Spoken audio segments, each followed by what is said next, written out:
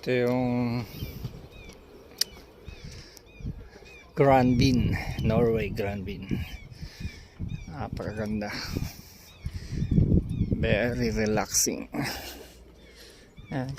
May chance na naman nakalabas. Ayan, ito yung park nila dito.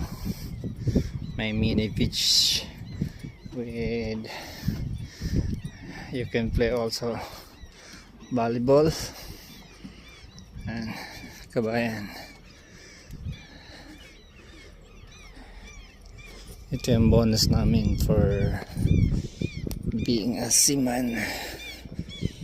Free tour. Iba-ibang place dito sa Norway.